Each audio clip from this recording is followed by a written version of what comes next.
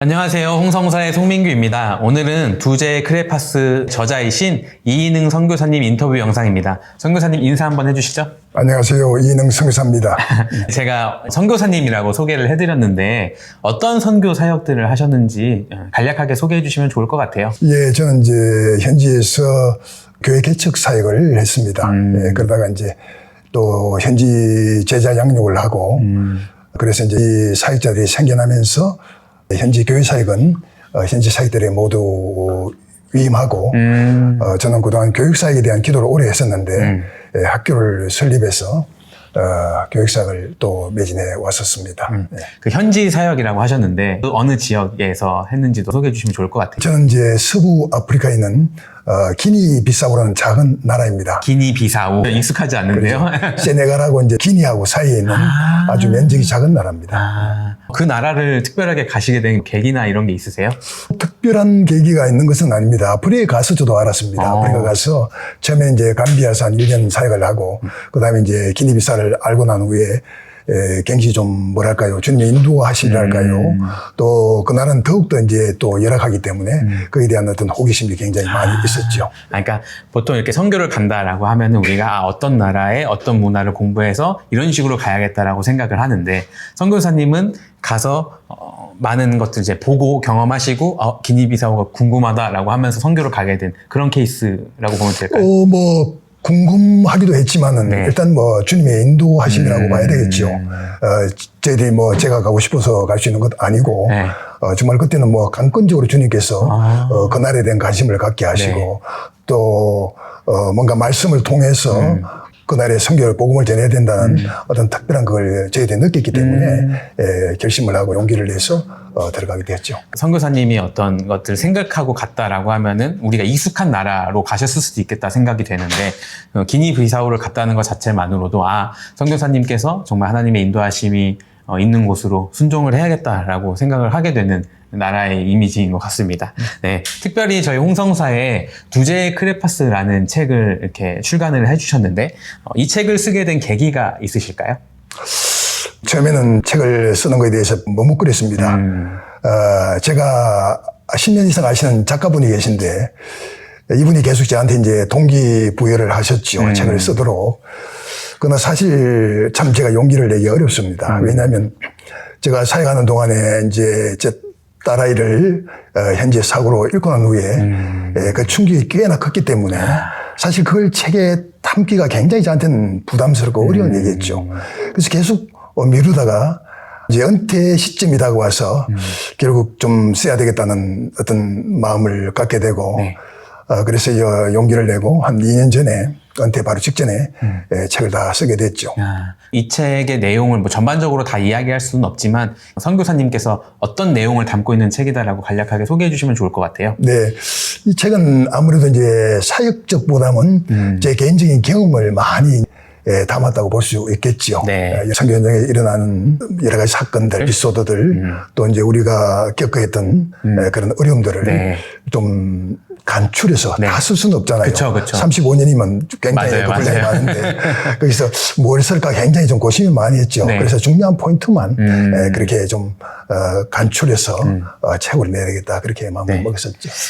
제가 이제 홍성사 영업자로 있으면서 우리가 이런 책을 내려고 합니다라고 이제 리스트업을 했을 때 책 제목이 조금 신선하기도 했고 이게 어떤 의미인지 궁금하기도 했고 또 이 영상을 시청하시는 분들도 두제 크레파스가 뭘까라고 궁금해 하실 것 같아요. 사실 제가 선교사로 헌신하기 전엔 화가였습니다. 독일에 유학을 가서 그림을 그렸었는데 그러다가 이제 선교사로 헌신하고 난 후에 사실 그림 손을 놓았죠. 그림 그리는 일은. 또 이제 사회적으로 너무 많은 일들이 있기 때문에 실제로 그림을 그리는 것은 굉장히 저한테는 참 어려운 일이었습니다. 그렇게 이제 그림에 대해서는 그에 잊고 살다시피 하다가 한 20 몇 년 전에 우연 사고로 제가 딸아이를 이제 사역지에서 사고로 잃고 난 후에 굉장히 제가 그 아픔이 컸습니다. 그때 이제 우리 딸아이 유품 가운데서 어릴 때 이제 학용처럼 쓰던 크레파스를 제가 이제 발견하게 된 거죠. 그래서 그때 그 아픔을 정말 극복하기 위해서 크레파스로 현지인들의 그 인물을 네. 제가 그려 나가기 시작을 했습니다. 아. 그래서 그걸 통해서 굉장히 제가 이제 아픔을 많이 그래도 네. 극복하고 네. 계속적으로 이제 선교를 할 수 있는 네. 그런 또 계기가 될 수 있었죠. 네. 그 이 책의 앞부분을 보시면은 실제로 선교사님께서 크레파스로 현지에 있는 사람들을 그린 그 그림들이 담겨 있고 또 그 그림 가지고 전시도 하셨었죠. 네, 전시를 했습니다. 네, 그때 이제 선교사님의 이야기가 소개되면서 당시에 여러 방송에도 또 출연하시고 인터뷰도 하셨다라고 이제 저희도 그렇게 전해 들었던 것 같아요. 이 책 안에 있는 내용이어도 상관없고 또 그냥 선교사님께서 경험하셨던 거여도 상관없는데 기억나는 선교의 에피소드가 있으실까요? 저희들은 이제 평신도 사역을 하다 보니까 이제 일단 경제적으로 굉장히 고립된 환경에서 어려움을 많이 겪었죠. 네.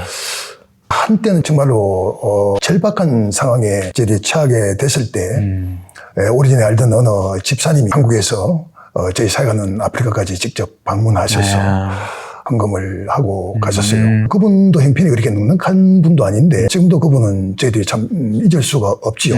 지금은 이제 그분이 고인이 되셨죠. 아, 그러셨구나. 네. 또 한 가지 사역적으로 따지면 저희들이 현지 형제들을 전도 훈련을 좀 많이 시켰습니다. 네네. 청년들이 오지에 들어가서 복음을 전할 수 있도록 그런 훈련을 저희들이 시키면서 제가 그 형제들을 아주 오지에 가까운 강 옆에 이렇게 내려놓으면 네. 그 형제들이 이제 작은 카누를 타고 들어가서 자기들의 식량을 또 가져와요. 그래서 한 3박 4일씩 이렇게 네. 길에서 자면서 땅바닥에 자면서 그야말로 우리가 이제 거지 전도라 그럽니다. 그걸 하고 옵니다. 네, 예. 네. 그래서 이제 돌아올 시점에 제가 그 강 쪽에 가서 기다리면 그 우리 청년 형제들이 굉장히 이제 뭐랄까요 은혜 충만한 상태에서 막 찬양을 부르고 이제 와요. 지금도 그때 그 장면을 좀 잊을 수가 없어요. 없으시겠네. 예, 저도 굉장히 그걸 통해 은혜를 많이 받고 그런 게 좀 사회 가운데 있었습니다. 그렇게까지 하는 과정이 쉽지 않았겠다 생각이 들거든요. 왜냐면은 어쨌든 인종이 다르고 언어가 다른 그들에게 그 복음의 마음을 심어주고 동일하게 선교사님이 가지고 있는 마음을 그들이 갖고 나아가는 데 있어서의 그 과정도 굉장히 쉽지 않았겠다라는 생각이 드는데요. 그러죠. 이제 언어가 다르고 또 문화가 다르고 네. 여러 가지 뭐 풍습이나 피부색조차도 그쵸. 완전히 다른 네. 그 나라에 가서 우리가 헌신을 했지만 실제적인 복음을 전하는 데 있어서는 정말로 상당히 많은 장애물이 있지요. 네. 그걸 갖다가 어떻게 이제 이겨낼 수 있는가는 성기자 본인의 지혜와 네. 또 기도 가운데 주님의 인도하심을 네. 받아야 되겠죠. 네. 저도 처음에 들어가서 이제 청년 사회를 하면서 여러 가지 실패는 아니지만은 좀 실망감을 많이 느꼈습니다. 우리가 장기적으로 앞으로 내가 뼈를 묻는다는 각오로 현재 사역을 한다면 좀 어린 아이들에게 좀 복음을 전해서 점차적으로 그들이 성숙해 가도록 키워나가야 됐다는 생각을 가졌죠. 그래서 저는 처음에 그런 사람을 키우는 사역에, 양육 사역에 많이 할애를 했죠. 네. 그럼 그 기니비사우는 이제 어떤 뭐 종교라던가 뭐 신념 이런 것들이 있는 나라였나요? 그러죠.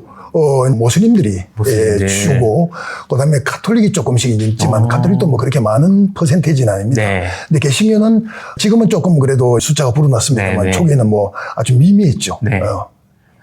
그러면은 종교를 전하거나 이런 데 있어서 목숨을 위협받는다던가 이런 상황들도 있었나요? 아니면 그 정도의 분위기는 아니었나요? 그 정도는 아니었습니다. 이제 중동 국가나 이런 것은 아니기 때문에 전할 수는 있습니다만 아무래도 너무 지나치게 접근하려고 그러다 보면 저항을 박아둘 수가 있죠. 말이 쫓겨난다거나 또 말에서 아예 문을 닫아버리는 이제 그런 경우도 있죠. 그거는 이제 선교사님이 말씀하신 선교사님의 지혜 또 하나님의 인도하심에 따라서 그렇게 하셨었겠네요. 확실히 요즘 이 한국의 분위기를 보면 뭐 90년대나 2000년대 초반 젊은 친구들이 모여서 캠프를 하고 같이 수련회를 하고 이럴 때 강사분들이 선교사를 서원하시는 분들 손 드세요 이러면서 그 한국 문화 안에서도 선교를 보내야겠다라는 그런 정서와 분위기 문화들이 좀 있었어요. 그런데 요즘에는 사실 그 선교에 대한 이슈들은 많이 줄어들었거든요. 근데 이제 어쨌든 선교사님이시니까 이 선교에 대한 대한민국의 어떤 그런 인식과 문화에 대해서 또 전하고 싶은 이야기가 있으실까요? 초기 한국 선교에는 이제 무조건 많이 보내야 된다. 이런 생각하고, 그렇게 했습니다만은 그게 또 약간 부작용이 있을 수 있습니다. 왜냐하면 많이 가는 만큼 그중엔 또 선교지의 불유파음을 일으키고 오히려 좋지 않은 마이너스가 되는 그런 그 사역을 하는 경우가 많죠. 그렇게 되면 오히려 나중에 부작용이 많은 선교에 영향을 미칠 수가 있죠. 제 생각에는 정말로 준비된 선교를 잘 발굴해서 훈련을 시켜서 좀 제대로 케어를 해서 정말 그렇게 보내는 것이 좀 더 지혜롭지 않을까. 좀 그렇게 생각합니다. 교회적으로 이제 네, 훈련을 그렇죠. 시켜야 네, 되는 네, 거죠. 네, 네. 그러면 또 한편 이제 그럼에도 불구하고 선교를 가고 싶어하는 마음을 갖고 있는 사람들이 있을 거란 말이죠. 네네. 그분들이 가져야 될 태도나 마음의 자세나 이런 것들이 또 있으실까요? 한국에 있을 때는 은혜를 받고 이제 선교사로 이제 도전을 하겠다는 분이 많이 계시지만 네. 현장에 가서는 현지의 어떤 문화나 또 이런 것을 잘 관찰해서 충분히 숙지를 하고 조심스럽게 접근해야지. 내가 이제 선교사니까 또 복음을 전하고 왔으니까 네네네. 나는 뭐 무조건 이제 복음만 전하겠다는 너무 지나친 그 앞선 생각으로 접근을 하게 되면 사실 나중에 선교사 수명이 선교 수명이 줄어들 수가 있습니다. 그래 굉장히 지혜롭게 현장에 가서 현재 잘 파악해서 거기에 막끔 천천히 접근해 가는 것이 좀 더 지혜로운 선교 방법이 아닐까 생각합니다. 이게 열정이나 열이 뭔가 복음에 대한 뜨거움만으로는 이루어질 수 없다라는 말씀으로 그렇죠. 들리기도 하고 네네. 또 우리가 이제 뭐 영업이나 마케팅 할 때 시장 조사를 해야 된다라고 이야기를 많이 하는데 그냥 내가 어딘가를 딱 찍어놓고 이 열기를 가지고 가야겠어 이 느낌이 아니라 가서 이 사람들이 어떤 생활과 어떤 문화와 어떤 생활 패턴을 가지고 살아가고 있느냐를 또 보고 거기에 발맞춰 준비를 해야 된다 이런 말씀으로 이해하면 그렇죠. 되겠죠. 예. 열정이라는 것은 처음에 내가 이제 그 성교의 뜨거움을 가질 때고 성교에 가서는 그 현장의 정세에 맞는 어떤 걸 잘 숙지를 하고 이제 파악을 해서 현지에 맞게끔 조심스럽게 접근하는 것이 제 생각에는 가장 지혜로운 방법이 아닐까 싶습니다. 그 선교라고 생각할 때 저도 어떤 생각을 많이 하냐면 우리보다 좀 못 사는 나라 우리보다 문화적으로 불모지에 있는 나라에 내가 가서 그들에게 문화도 교육하고 그러면서 학교도 지어주고 그러면서 신앙의 교육도 해야겠다라고 생각을 하는 그런 경우들이 있는데 아까 잠깐 카페에서 얘기했지만 요즘에는 뭐 아프리카나 동남아나 다 스마트폰 갖고 또 문화를 다 잘 누리고 있다라고 이야기를 해주시더라고요. 네, 어떤 문화 속에 그들이 있고 또 얼만큼 문화가 발전되고 있는지 정말 그들의 삶의 문화가 오지인지 이런 부분에 대해서도 얘기해 주시면 좋을 것 같아요. 선교가 이제 우리는 한국에 있으면서 사회상이 많이 이제 빠른 속도로 변하듯이 현장수도 그 변화가 있거든요. 네, 똑같이. 네. 거기에 따라서 우리가 패러다임을 좀 잘 그걸 해야지. 무조건 우리가 그들을 하대하는 그쵸. 식으로 보고 네. 좀 우리가 우월감을 가지고 접근하면 실제로 올바른 선교 방법이 아니죠. 정말 그들과 같은 동일한 자세로 접근하고 또 그런 차원에서 현지인들과 서로 이렇게 나누고 교제하면서 점차적으로 세월을 두고 그들과 이렇게 관계를 맺어나가는 것이 좋은 선교 방법이라고 생각이 듭니다. 이 두제 크레파스는 선교사님의 35년의 선교의 여정들을 이제 굵직굵직한 사건으로 이제 담아내시고 이야기를 써주셨는데 이 책이 선교사님에게 주시는 어떤 의미 그런 것들이 있을까요?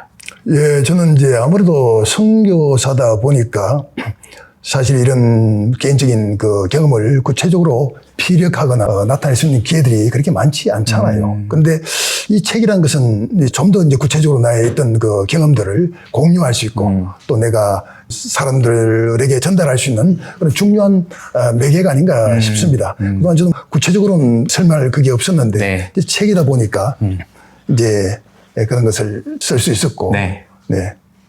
제가 이 책을 보면서 선교사님의 삶을 다는 아니지만 이렇게 한번 훑어볼 수 있는 시간이 있었는데 선교사님이 그러니까 우리가 익히 알고 있는 어떤 교회에서 파송하는 그런 느낌이 아니라 먼저는 독일에 가서 그림 공부를 하시다가 또 스페인을 거쳐서 이제 아프리카로 들어가는 그 여정 속에서 하나님의 인도하심을 경험한 내용들이 책 안에 많이 담겨져 있더라고요. 그런데 그 내용을 뭔가 과장되게 하거나 너도 이렇게 살아야 돼 이런 느낌이라기보다는 그냥 정직하게 선교사님이 생각하고 경험했던 또 기억하는 것들을 기반으로 이 책을 되게 담담하게 써주셔서 이 선교사님이 이런 과정 속에서 하나님의 인도하심을 경험했구나라는 것을 발견할 수 있는 책이 아마 이 두제의 크레파스이지 않을까 이렇게 생각을 하게 됩니다. 마지막으로 이렇게 책 홍보도 하시고 또 유튜브 촬영도 하셨는데 소감하고 인사해 주시면 좋을 것 같아요. 네, 감사합니다. 또 이렇게 기회를 주셔가지고 책을 소개할 수 있는 시간을 갖게 됐고